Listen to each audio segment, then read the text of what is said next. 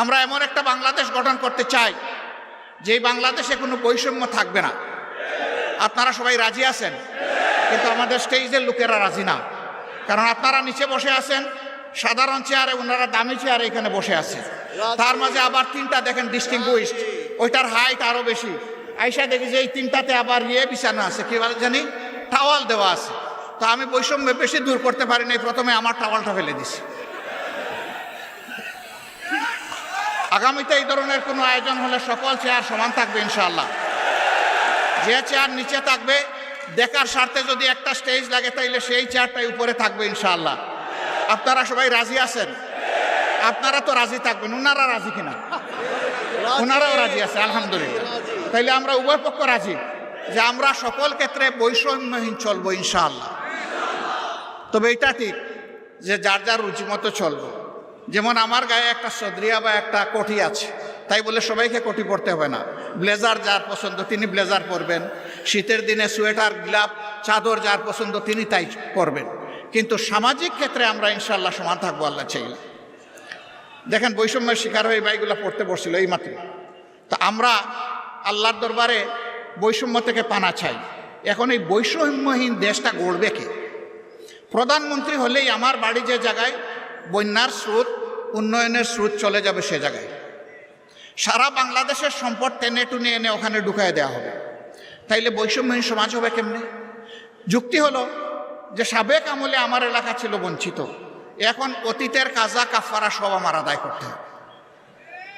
আমরা কথা দিচ্ছি ইনশাআল্লাহ আল্লাহ তাআলা যদি জনগণের মনে ভালোবাসা, আমাদের প্রতি সমর্থন তৈরি করে দেন, তাহলে আমরা এমন বাংলাদেশ গড়ব যেই বাংলাদেশে প্রধানমন্ত্রীর জেলার আগে অন্য জেলাকে আগে চোখ দিয়ে দেখা হবে ইনশাআল্লাহ। তবে প্রধানমন্ত্রীর জেলাও বঞ্চিত হবে না, তারাও তাদের ন্যায্য অংশ পাবে ইনশাআল্লাহ। কারণ প্রধানমন্ত্রী হওয়ার কারণে ওই জেলাকেও বঞ্চিত করার কোনো অধিকার নাই। কিন্তু রাজার হস্ত করে সমস্ত কাঙ্গালের দুন চুরি, ওই চুরি করতে দেব না আমরা কাউকে। যদি আল্লাহ তাআলা আমাদেরকে এই সুযোগ দেন, আল্লাহ ভালো জানেন, প্রিয় জনগণ তারা বিবেচনায় নেবেন।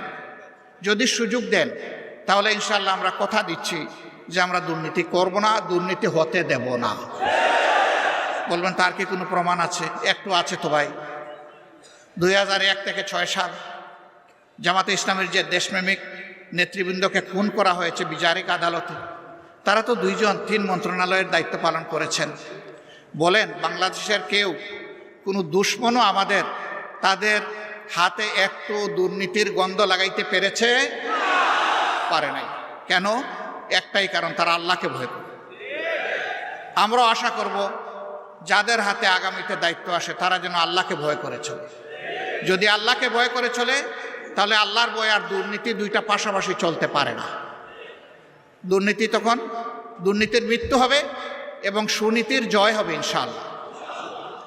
আমাদের শিক্ষা ব্যবস্থাকে একটা কুড়া শিক্ষা ব্যবস্থা বানানো হয়েছে।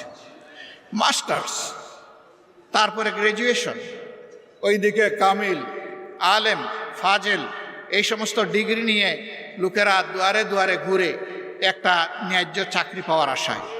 2টা কারণে পায় না। একটা কারণ হলো মামু এবং খালার ঠেলায় আর বাসে না। আরেকটা কারণ হলো সে যে সার্টিফিকেটটা নিয়ে এসেছে এইটা তার সার্টিফিকেটের সাথে তার কোয়ালিটি প্রমাণ হয় না। কেন হয় না? 2টি কারণে হয় না। প্রথম শিক্ষা ব্যবস্থা হচ্ছে নৈতিকতাবিহীন শিক্ষা ব্যবস্থা, বুকবাদী শিক্ষা ব্যবস্থা। এই বুকবাদী শিক্ষা ব্যবস্থা তাকে শিখিয়েছে বড় পণ্ডিত হয়ে সূক্ষ্মভাবে কিভাবে রাষ্ট্রের ধন চুরি করতে হবে। 2 নম্বর কারণ হলো চুরিটাও তো ভালো করে শিখবে, বুতা কাশি নিয়ে বের হয়ে গেছে, মানে ওখান থেকে জাগতিক শিক্ষাটাও ভালো নিতে পারে না। এই 2 জায়গাকেই প্রপারলি ডেলে সাজানো হবে যাতে বাংলাদেশের শিক্ষা দুনিয়ার জন্য অনুসরণীয় হয়।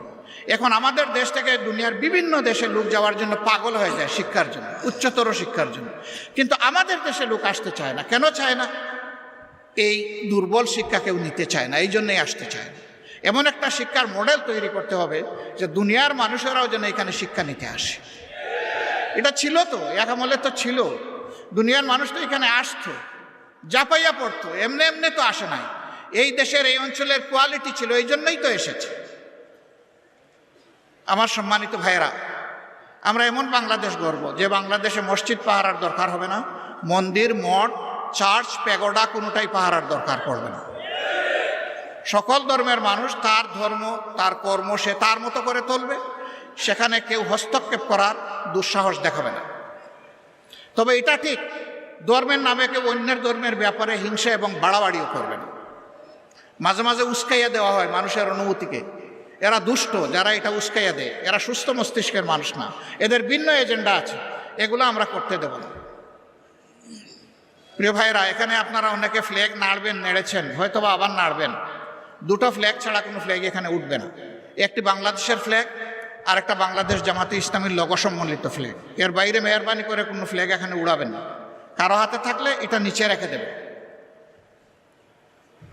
আমার সম্মানিত সহকর্মীবৃন্দ, এই যে বৈষম্যহীন দুর্নীতিমুক্ত একটা বাংলাদেশ গড়ার আমরা স্বপ্ন দেখি, যুব সমৃদ্ধ একটা সমাজ গড়ার স্বপ্ন দেখি, এই সমাজটা গড়বে কে? এই সমাজটা আপনাদেরকেই গড়ার দায়িত্ব নিতে। আপনারা বলেছেন যারা যে এক আল্লাহ, আমরা এক আল্লাহর উপর ভরসা করে সামনে এগোতে চাই, সাল্লাল্লাহু আলাইহি সাল্লামের দেখানো দুনিয়ার সবচেয়ে শ্রেষ্ঠ আদর্শ অনুসরণ করতে চাই। আমাদের নিজের জীবনে আগে এটা প্রতিষ্ঠিত করতে হবে। প্রতিষ্ঠা করার পথে অনেক সমালোচনা শুনবেন, অনেক বাধা আসবে। জামাতে ইসলামীকে বলা হবে এটা প্রতিক্রিয়াশীল শক্তি। জামাতে ইসলামী প্রতিক্রিয়াশীল হলে 15.5 বছর জামাতে ইসলামীর উপর যে অত্যাচার, যে নির্মম নির্যাতন, যে জুলুম হয়েছে, দল হিসাবে চিন্তা করুন তো এই ক্ষতিটা আর কার হয়েছে? 1-2 করে শীর্ষস্থানীয় 11 জন নেতাকে হত্যা করা হয়েছে। তাদের রক্তে ভেজা আজকের এই বাংলাদেশ। তাদের সহকর্মীদেরকে হত্যা করা হয়েছে, তাদের রক্ত ভেজা এই বাংলাদেশ। আমাদের প্রত্যেকটা অফিসকে সিলগালা তালাবদ্ধ করে রাখা হয়েছে। একটা মুহূর্তের জন্য আমাদেরকে ঢুকতে দেওয়া হয়নি, এটা অন্য কারোর জন্য হয়নি। আমাদের নিবন্ধন সংগঠনের কেড়ে নেওয়া হয়েছে, এটা কারো হয়নি। শেষ মুহূর্তে দিশাহারা হয়ে আমাদেরকে নিষিদ্ধ ঘোষণা করা হয়েছে, এইটাও কারো হয়।